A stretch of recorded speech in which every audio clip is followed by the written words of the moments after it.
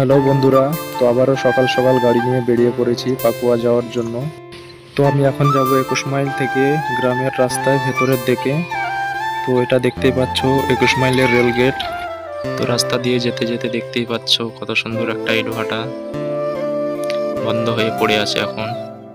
আর এইদিকে আমি গাড়ি আস্তে আস্তে চালাচ্ছি আর রাস্তার পুরো মজা নিতে নিতে যাচ্ছি, কারণ দেখতেই পাচ্ছ রাস্তার দুপাশে কত সুন্দর সবুজে ভরা, দেখে পুরো মন ভরে যাচ্ছে। আর এইদিকে চলে এসেছি পাকুয়া যাওয়ার প্রথম ব্রিজ। আর এই সাইডে দেখতে পাচ্ছ কত সুন্দর একটা মন্দির। আর সকাল থেকে দিনটাও খুব সুন্দর ছিল, দেখতেই পাচ্ছ সাইডের আবহাওয়াটা তোমরা। আর দেখতে দেখতে চলে এসেছি বামনগোলা নদীর কাছে। এটা দেখতে পাচ্ছ বামনগোলা নদীর শাখা। এদিকে দেখতে পাচ্ছ বামনগোলা নদীর ব্রিজ। তো যাবার সময় ব্রিজে দাঁড়িয়ে দেখাবো তোমাদেরকে পুরোটা ভিউ।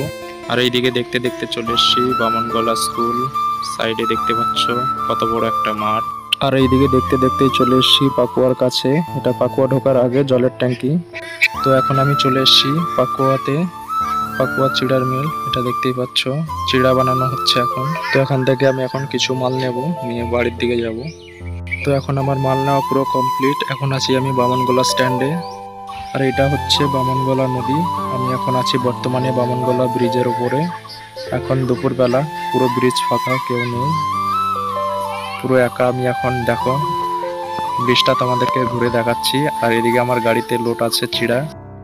জায়গাটা কিরকম লাগলো অবশ্যই বলো। আর দেখতে দেখতে চলে এসেছি আমি বাড়ির কাছে। তো ভিডিওটা কিরকম লাগলো অবশ্যই জানিও কমেন্টে।